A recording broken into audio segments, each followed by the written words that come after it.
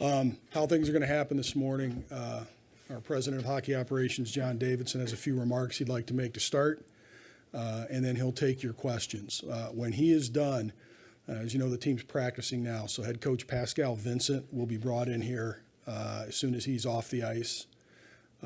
And then we will bring in our four captains, Boone Jenner, Sean Corrali, Eric Goodbranson, and Zach Wierenski, and they'll each take your questions.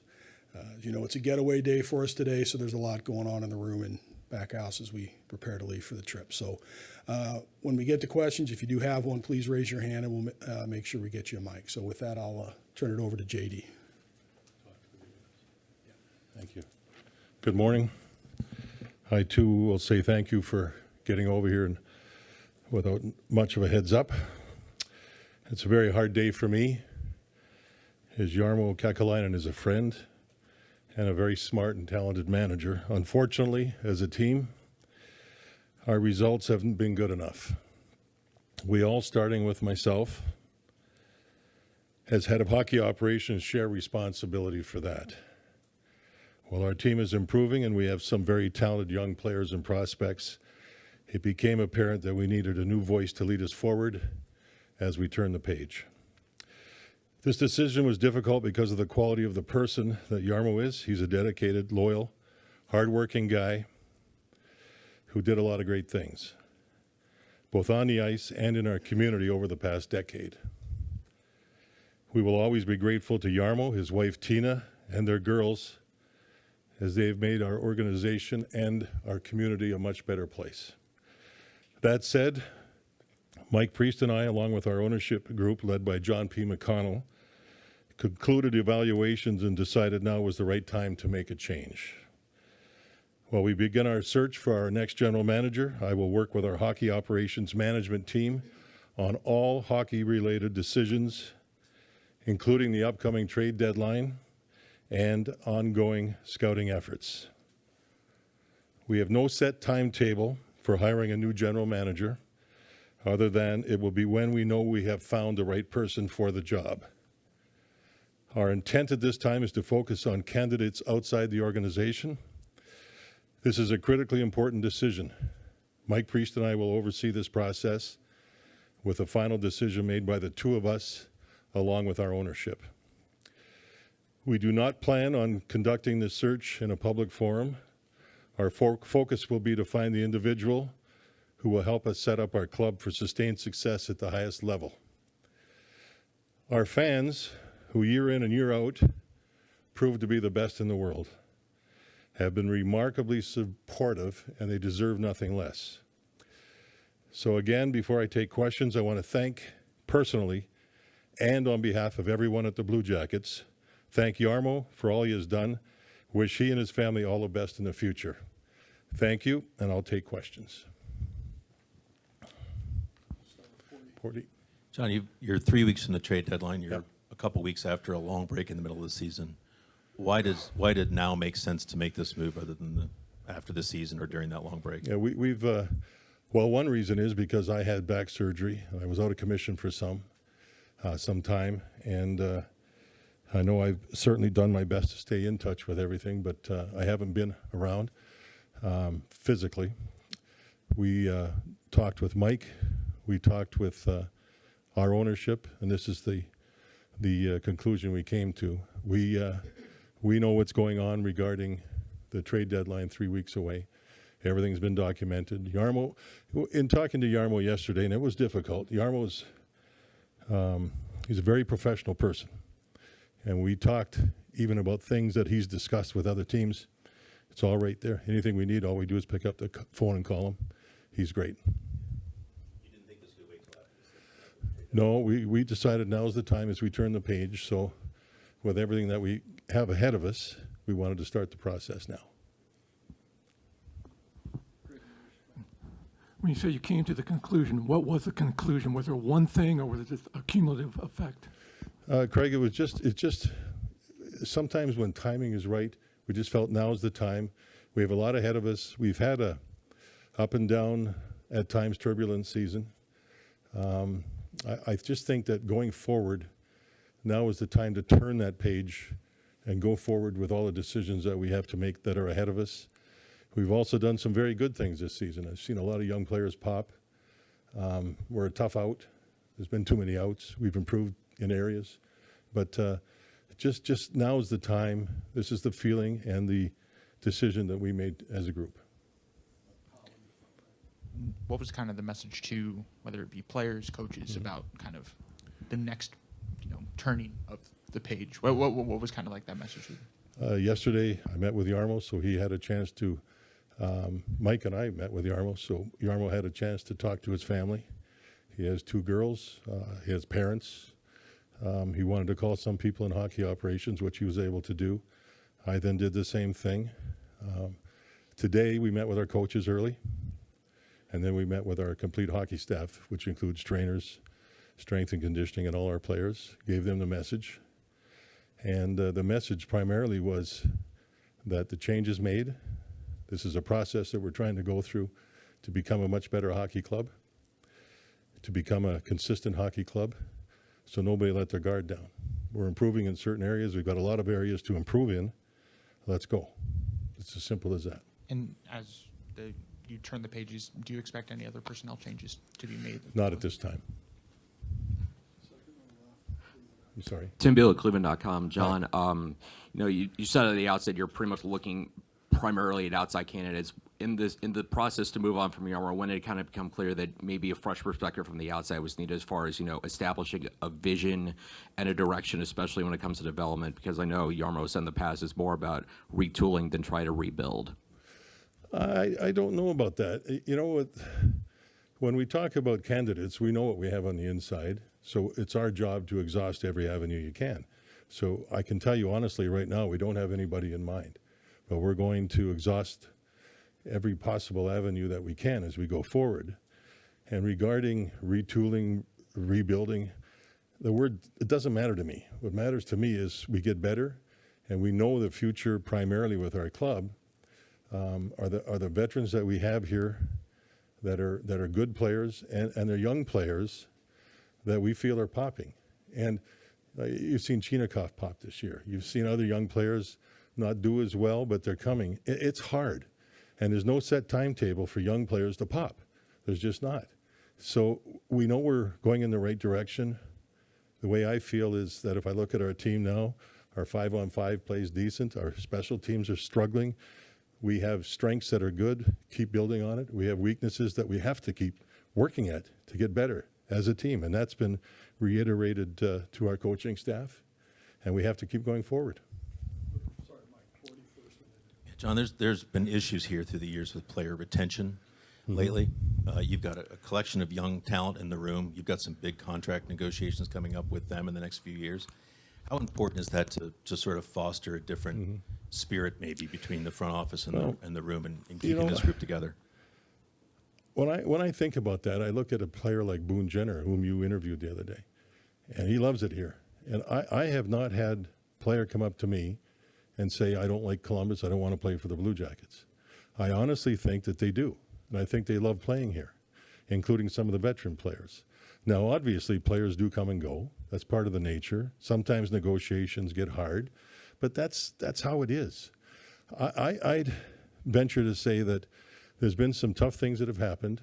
We're going to work at all that stuff to make us better in every area, but I also think that this is a place that's been built up not only as a team. Winning would certainly help, but also the city itself, to live here. It's a pretty special place. So I look at it a little bit differently. I'm talking about the city. I'm talking about I understand I'm talking about that. the management here. Yeah, no, I understand that. I think that our players that are here right now, I haven't had anybody walk in or that I know of that say, I want to get the hell out of here. It's just not happening. So it's my job now to watch, well, it's my job, period, to watch that and do our best to make sure that this is a place that they want to stay for all the right reasons. Just two, John. Yeah. One is there anything culturally that you think needs to change within hockey operations on down to the bench? From upstairs down, you mean, Mike? It's something that, for me right now, with the change, I've already got a lot of meetings set up, some on the road because we're going away today for a week, some when I get back. We're going to go through everything from A to Z. And for me right now to say, yeah, I'm going to change this and that and this and that, I don't think it's fair for me to say that right now, but it's certainly up to me to try to evaluate that. And if there's changes needed, I'll make them. If there's a way to describe what Yarmo's legacy here was, could you at least start Yeah. to describe it? Well, this team over some of the years was close, and I mean really close. When we lost to Boston, Boston lost in the 7th game of the finals. We had Washington down by a couple of games. They came back and they won the cup. I saw us play Pittsburgh, fight them tooth and nail, great series, and they won the cup. For me, we were close. Now we're in a different situation where we're waiting for some players to pop. It's going to be up to the new general manager to come in and try to assess what we need, where we need, and how he's going to do it. Also, I think with Yarmo is, as I talked to the players today and the coaches, he's an honest man. He's a hardworking, passionate person. He was here in his 11th year, and that in itself is pretty good. Things go south. It's up to us to realize that and make a change, which we did. But he'll always be a Blue Jacket, he and his family. He sort of committed to a rebuild or a retool a few years ago. And then Gaudreau happens. I don't think anybody expected you to say no to that. The Dubois trade happens, and that changes things, a young player leaving for 2 others. Did it just kind of, this year and last year going into this year, did it just sort of reach a point where the direction of where this was going and how to get there was no longer clear? I think when you have young players that you're playing and you hope they pop, and some are, because we've seen this season, that's, for me, has been the brightest spot, as our young players have come along. Our crowds have been fantastic. I talk to a lot of people around the league, say, I like watching your team play. You guys are fun to watch. Well, we may be fun to watch, but we're not winning enough. But, the third period's destroyed us earlier in the season. We're getting better at that. I think with some of the players, whether it be the Dubois thing or whatever it was, things do happen, and you have to deal with them. Myself, I think that you also have to have players around that you can't come in here with 2 or 3 lines of pure young players thrown to the wolves and hope they play well. Meanwhile, they're going to go backwards because you're playing in the toughest, nastiest, best league in the whole wide world. So you have to have players that are going to come in and help. Johnny Gaudreau, I think, by his own admission, has been good and not so good. But he's still, and we're hoping that his good nights are really good. The game the other night here at home in the loss to Tampa Bay, when I saw Zach Werenski play and Johnny play, that was worth the price of admission, even though we didn't win the game, but that was a hell of a hockey game. So we need players to support young players too. And also give our fans a chance to watch some talent on the ice as we progress with our young players. And we've got more coming. You take a player like Matejchuk. He's had a phenomenal season. And then at the highest level where he is, which is the World Junior, he was phenomenal. So that's something that's going to be coming. David Juracek's going to be coming, even though he is spending some time in the minors. We just want him to improve. We want him to play games. So we're going to go through this process. As I said the other day, I watched an interview with Jeff Rimmer and Rick Tocchet from Vancouver. And Rick Tockett's done a hell of a job as a coach there. And he was talking about what they've done. And he talked about the process, the word process. He says, a lot of people out there say they get tired of the word process, tired of process. I don't think it's used enough, is what he said. And I tend to agree with him. Sometimes the process of what you're trying to do on the ice can be done in a year for a certain player or 3 years for another player. But it's still a process, and it's not all tied together. It's a difficult thing to go through. It's hard. It's hard to win in this league, especially with young players. But we feel strong about a lot of our youth, the direction they're going, the ability for our team to stick together right now through tough times is quite remarkable. That's a very tight group in that room. And I admire that. And I told him that today. As we go forward, we need you guys to remember the process. This process is going to be for the rest of the season and beyond. So stick with it, stick together, and we're going to see where we go. JD, what does this change mean for you? Are you more hands-on now? Are you down in the room Well, I have more to be often? now What does it for mean sure. Yeah, I'm in charge right now of everyday hockey operations. I'll work with Josh Flynn and Basil McRae, the two assistant general managers. I'll be working in conjunction with Mike because there's more than just our games. There's the process we're going through. There's that word again. The process we're going through with finding the new general manager. So it's going to be a good, hard ride, a good, hard ride. And just to follow up, you and Yarmo, you couldn't mention one without the other. Yeah. Just what does this day It's hard. mean to you personally? It's got to be tough.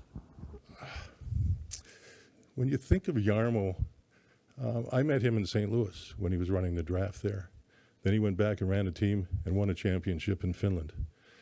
He's an honest guy. He's got a great family. You know, when you talk about traits with people, if you're an honest guy and you have a wonderful family, it tells you something about the individual. And, you know, I know that for a lot of us, and it rightly so, it's about results. It's a business, but there's also human beings involved. So I knew when we brought Yarmo in that someday this might happen. It happened. It's not a lot of fun, but that's hockey. It's pro sports. On we go. JD, a lot of times during these administrative moves, we hear from you. It's good to see Mike here today. Ownership always talks through the printed word, through statement. And I hear fans say we have an absentee ownership. Have you ever urged them to go face to face and just maybe reassure fans? Why do they always stay in the background? That might be better for Mike to answer. I'll take that one. There's a couple things. The first I would offer up to you, I don't think you've ever seen the ownership on the day that we've terminated people. That's just not what you do. I get the narrative a little bit, but I'm in the know, so I know how much they're involved. But it's not their style, and it never has been their style, nor do I think when you ask other people around our league, that's why they call to want to come to this organization, is because they empower the people they have to do the right thing and to run the company. That's their expertise. They give them great autonomy to do that. They're totally informed, and they totally have a say. Trust me, I hear it. So they are very engaged, but they're not going to come up here and pretend that they have the expertise that JD has or Yarmo had. That's not fact. But when the decision gets made, then it's made. And one of the things they will always say, and it goes to a couple of the questions before about timing, is that you have our support as long as you have our support. But when that goes away, when you know you're going to make a change, it is in respect to the people to let them know, not allow them to become lame duck, not allow them to come to you and you have to say no. So when you talk about now and their involvement, they're very much people who say, you'll have my support. I've gotten calls and things over time where they talk about, you know, give support. Can you still support them? If they're still being paid by us, they still have our support. But we also are people of character. When that goes away, for whatever reason, still love the person. But when it goes away, then it's time to tell them and to be fair to them. And that's one reason why you get to today. You could pick a number of different reasons. You know, you don't want to put him in a bad position for trade deadline where he can't do his job. You know, those are issues that you can come to. You can debate whether it's a good time of year or not. But when decisions are made in respect to the people, then we're going to make that decision and we're going to be honest about it. And so, do you still feel that support as well? Oh, yeah, very much so. I would say that ownership here has, it's a tremendous ownership. They give us all the tools we need. It's, that is something that's very special with this organization. John, what qualities are you looking for? What is the most important thing in hiring a new general manager? Do you think outside the box? And give us an idea of what you think it'll be like. How much interest will there be in this job? Will you get a bunch of calls? Yeah, I think we'll get a lot of calls. I really do. In fact, I've already had a couple. It's a good situation here with ownership, the city itself, with the amount of talent that we have already assembled. It's not like starting from the bottom. So yes, I think there'll be a lot of interest. I'm looking for a person that's going to, and we will look outside of the box. We'll look everywhere. And that's what we have to do. That's why we're in no rush to do this. But we're going to look for energy. We're going to look for smarts. We're going to look for a player evaluator, a person that understands analytics, everything from A to Z. That's what it's going to be. And I'm sure when Mike and I discuss this with people, somebody's just going to pop right out for us. And nothing's out of bounds. Zero. We're going to look everywhere we possibly can. Time for a couple more, so we'll start with Whitney. Aye. Hey, JD. You've talked about process. But what is the standard you want it to be here? Obviously, you know the fan base, they come, they love this team, but there is frustration. So what do you want this standard to be, and how do you get there with a new GM? Well, the reality is there is frustration. We have to all face those facts from our side, from my point of view. And I think that if we do this right, which we plan on doing, and not rushing into it, we're going to find somebody that's going to help us become a team that's going to be good on the ice, and not just for a short period of time. We need something that's going to sustain, to make us a good hockey club for a number of years, and have that window open properly where you can add to it and give it a run. That's how it works. So I'm confident in the fact that we'll find somebody very strong. I'm confident in the fact that there's going to be a lot of people very interested in this job. I know because I talk to a lot of people around the league all the time. That's what I do. And the positives outweigh the negatives as to where we are as a team on the ice. And we're going to need someone that's going to be, that's going to open our eyes. It's going to make us think further, and help us keep on going in the right direction to where we're a club that's going to be a threat. And I feel like I wouldn't be doing my job if I didn't ask you this next one. As president and now interim general manager, conversation around the league about the Blue Jackets playing in a stadium game against the Red Wings. What can you update us on that? I really can't. I've had enough going on with this stuff. That's my office is here in the hallway, and down the hallway is the whole business side, and Mike's in another office, and they're the ones taking care of all this stuff. I got enough on my plate right now. I hope it happens. I know there's been talk. I'd be so excited to see this happen for this, but it's like the Field of Dreams. You do it and they'll come. Could you imagine that place with 80,000 people in there? I mean, that's overwhelming. Last one.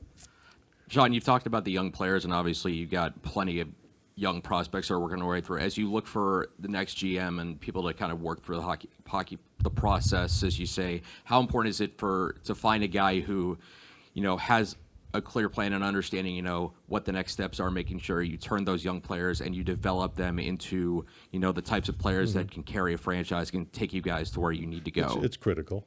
It's critical, but I also think that the biggest plus for me for our team this season has been and they have ups and downs, young players. They just do. It's just natural. Some aren't strong enough physically yet they're playing. Some aren't used to the grind. They've never been in a grind where you're going to play an 82-game season. But I've seen good things. I've seen a lot of good players come in here, or young players come in here that are doing a lot of good things. That gets me excited. And that's where we are right now. And when the new person comes in, he's going to be given the ability to make decisions. That's going to be his job. And Mike and I will support this person as much as we possibly can, and we'll work with him. Can Mike say something on a game in the stadium? Patience. I was just curious. JD said patience. I can, I won't, so I don't get in trouble, but I would enjoy the stadium series this weekend. You have an opportunity to take in the stadium series. I would enjoy Saturday and Sunday's game.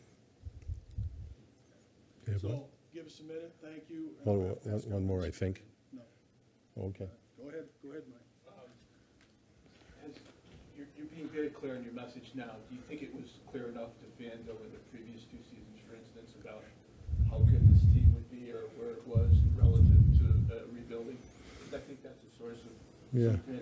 Could you, They weren't clear on what exactly the plan was. well, because we signed Goodrow, you mean? Sometimes you try to expedite, sometimes you take pressure off young players when you have a player. I think, well, not for me, I don't think. I think I would like to be in the hunt for the playoffs.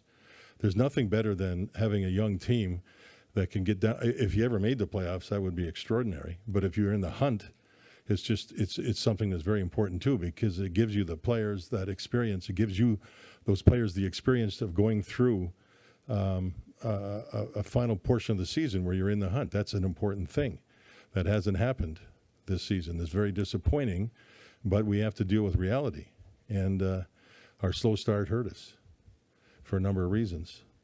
But I'm now focusing wholly on two things. One would be finding a new general manager, and two, continuation of, in particular, our young players, and getting others like Proverson and Severson, who came here as free agents, to get them to settle in even more and become even better players. There's things that have to happen here the rest of the way. Is that fair? Okay. Thank you. Have a good day. Be right back with Pascal.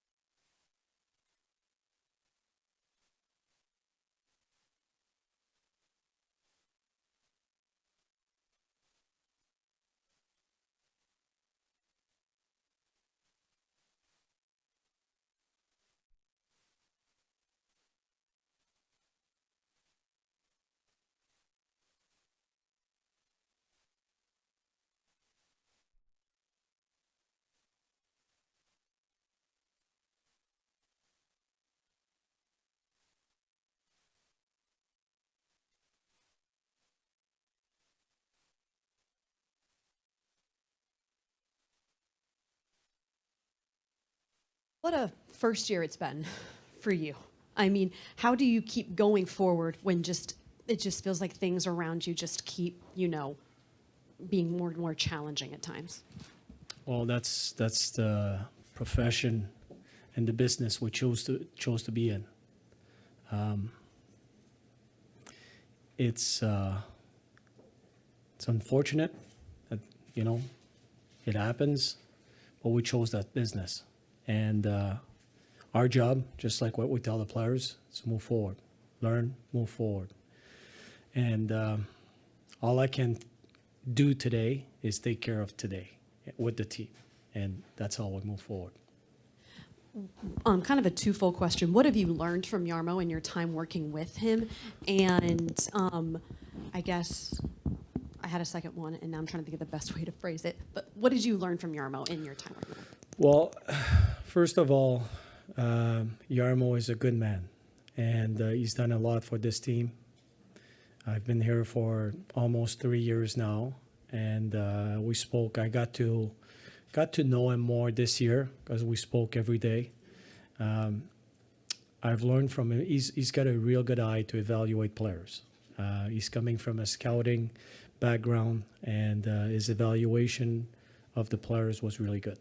When he sees an individual he has a vision of what that player will become at some point. It's not an exact science, right? But he's pretty good at that, and his perspective on how to evaluate players was really good. As you work with him every day, how will this change your day-to-day now with JD in that position, if at all? Yeah, I don't know the answer, to be honest with you. I will see how it's going to develop. I will report to JD like I reported to Yarmo. So as far as I am concerned, it should not change. Coach, you talk about this is the nature of the beast, this is the profession you guys chose. How did the players take the news today? What was the team's reaction? Well, I didn't have a long conversation with the players. In those moments, what I like to do is let it sink, and then I'll ask questions. But they're already in shock, and they feel responsible, right? He drafted most of them. I guess Boone Jenner would be one of them on top of my head that he didn't draft, but most of them he signed them, he drafted them. So there's a connection there. So obviously there's going to be different reactions, and I'll know more over the next few days.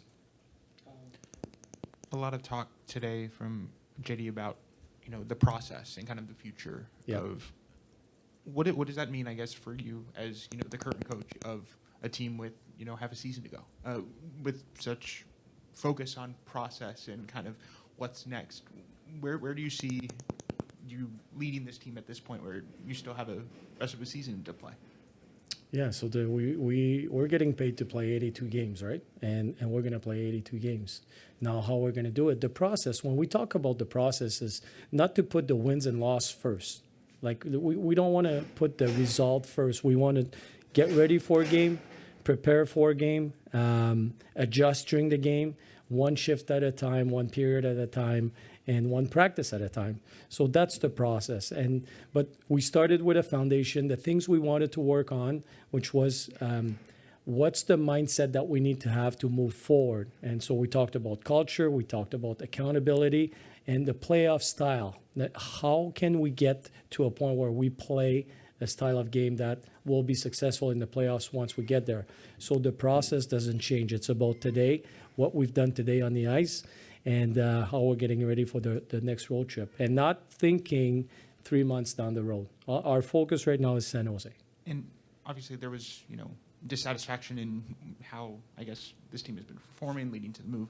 Has there been any conversation, whether it be with ownership, whether it be with JD, about your role and kind of your performance as coach through this whole thing? Oh, we talk every day. Like we're and that's what I like to do as well. We talk with the coaches. We keep each other accountable. So there's conversations every day.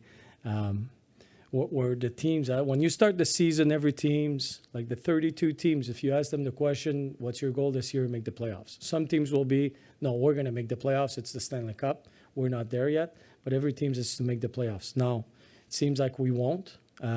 What are we learning from that, and how are we growing as a team from that? So next year when we start the season, we're a little bit further ahead. But keeping each other accountable, believe me, we do that in the room. Pascal, in your 5 months on the job here, how much autonomy did you have in terms of who plays, how much they play, if they're here or in Cleveland, and how much does your job change now with Yarmo not there? How much different will they look? Yarmo was really good with that. He's never. That was one of his philosophy, that he lets the coaches coach, and he's always done that, and he's been respectful in that manner.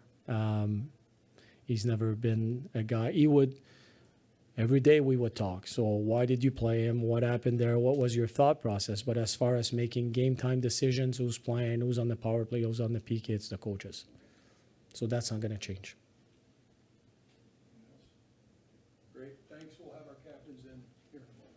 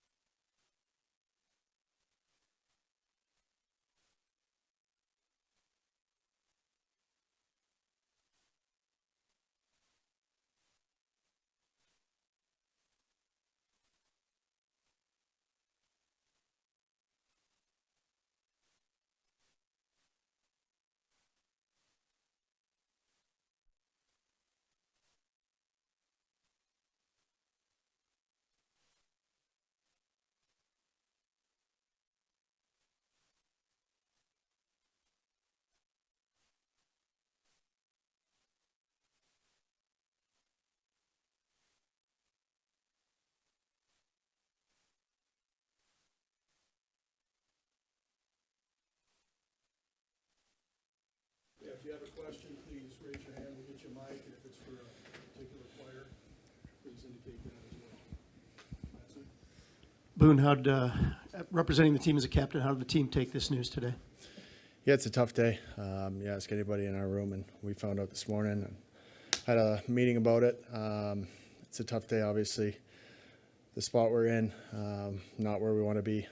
Things like this happen, and it's unfortunate. We all take responsibility. I mean, Jarmo put, either drafted, traded, signed, everyone in that room, and we're all in there, and we take responsibility for it too, and where we are as a team. But obviously, just want to thank him for the relationship and the work over the last 11 years since I've been here. I've been with him, and been through ups and downs with him. So it's a tough day, and for us as leaders, we're just need to get back on track with what we need to do as a team, and make sure the team's there, going in the right direction. And we've had some ups and downs where we need to come together as a group, stick together. Hey, Boone, I'm curious what kind of the message you heard from leadership, whether it be coach, whether it be the president. Like, what was kind of like the message told to you in this move of, kind of how to respond to a change like this? Yeah, I think for us, it's what we do day to day in practice games. Step it up, obviously, and for something like this to happen, we're not in the spot we want to be. It's pretty obvious as a team, and it's our job and to lead the way. But getting back to being a team that's fighting for a playoff spot and all that, it's going to be. We're in that process right now, and it's a lot of work. So getting back or staying on plan with that and the process and what it's going to take to get us back to that level. Sean, I guess with that, what does it take in terms of, with a midseason deal, a move like this, it's like to instead of being, I guess, this lame duck kind of rest of the year, what does it look like for you guys to kind of continue that course, continue to play and develop, and instead of just kind of phoning it in, for lack of a better term, for the rest of this year? Well, I think you realize that after you're in this league for a while that there's really no game to take off, a period to take off. It's just there's always steps to take and to move forward. And you've got 30 games that you can't take a period for granted in this league. There's just so many other people chomping at the bit to be where we are. That I hope that's not crossing minds, because I think it's pretty apparent that in this league there's so much competition that if you're not taking steps forward, you're going to be in trouble. And as a group, we've got to take steps forward. You've got teams that get to play long seasons and be together for longer than we'll be able to be together the past couple of years. So you almost have to expedite the time you are together to move forward, and as a team, whether it's on ice, off ice. So we've got a lot of work to do. Zach, Jarmo drafted you. You signed a new contract. You wanted to be here. Just your thoughts on Jarmo and what he's meant to you and the organization. Yeah, he's meant a whole ton to me. I think kind of similar to Boone. He's been here the whole time I've been here. He's given me an opportunity to fulfill my lifelong dream of playing in the NHL. Signed me to a contract. Put trust in me, put trust in all of us. And at the end of the day, I think what Boone said is perfect. It kind of falls on us a little bit. I think if you're a winning team consistently, if you're a playoff team consistently, things like this don't happen, and we're not where we want to be, and it falls on us. But obviously, he's meant a whole lot to me, and just want to thank him. He's been there since day one. We've had a great relationship. Got to know him over the last few years even better, and he's a wonderful guy. And it obviously sucks when stuff like this happens. Question for Erica Branson. You're kind of the new set of eyes among the captains here. This is your second year here. You've been with a lot of teams, seen how a lot of operations work. Can you say how far away this team is, or how just sort of up in the air where the direction of this team is, and how this move today impacts that? No, I think we got pieces here that are very good going forward. It's about us getting time and beginning now to execute together and start building. I think there's starting to be a good enough experience where we need to execute on a night-to-night basis and take it upon ourselves to finish these games off and place ourselves in a better position. So I don't think we're far off by any stretch of the imagination, but it's it's up to us in the dressing room to start to executing that plan. And we say continue to build, but you start building, and we need to start building the upper echelon of what we're expecting. For any of you, as leaders, the leadership group, how much input should you have and how much do you want in helping determine the next GM? I mean, that's not for us. Obviously, I'm sure the front office and everybody up there will do their a lot of hard work to go about that process. So for us, it's making sure we are where we need to be on the ice, in the locker room, day-to-day practice, and taking care of the things in the room. And like these guys are saying, is building in the right direction, and that's the focus for us. Eric, I'm curious. You said the pieces are there. You guys are growing. You guys are building. What's kind of like the expectation as players for the next GM to make sure that they maximize that potential, they maximize that what's been built, and that potential, that youth that you guys have that you're excited about? Yeah, I mean, first and foremost, I think a day like today is one that you never want to be a part of. You want to be a part of guys getting extensions and making those people who believe in you look good. So for us, I mean, there's a process in bringing in whoever's coming in next, and we got to come out and just do our jobs, really, and just take it as basic as that. Just take care of what we have in front of us. We're learning stuff the hard way, sometimes the slow way, sometimes very quickly. And we got to start putting those pieces together and putting that product on the ice on a night-to-night basis and create and trust that consistency that we're looking for. A couple more, we'll go to Mike. For Boone, on days like today, there's a lot of questions about why, and a lot of things went into this decision, obviously. One of them is cultural from the top on down. If you had to explain to fans what the culture of the room is like and what may need to change, what would you say? Yeah, I mean, I'm not going to get into the why, but, for us, we want to set that culture standard, whatever you want to call it. That's what we're building towards as a group. I think you've seen it this year at times, and the team we want to be, tough to play against, making this building to play in. And I think it just goes beyond that. It's our mindset, it's our approach to the game, and that's what we're trying to do consistently. And I think over time you build that with the right habits, the right attitude each and every day. And that's what we're building here. And that's what, our job is, to lead it, not only on the ice, but off the ice as well. So, we want to set that standard high throughout, the whole organization for sure. Boone, so much has been said about process. And Eric kind of started going in towards the direction of execution. Obviously, the fans are frustrated, but nobody is more frustrated than you guys. You're on the ice every night. How do you guys go from process to execution?